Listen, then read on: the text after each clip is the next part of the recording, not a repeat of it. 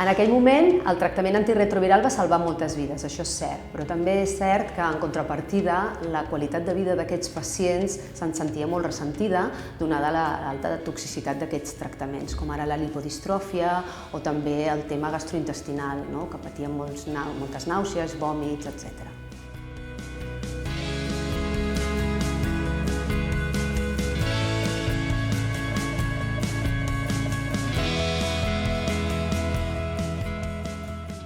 La lipodistrofia era uno de los efectos secundarios de la terapia antirretroviral. Era la distribución anómala de la grasa corporal.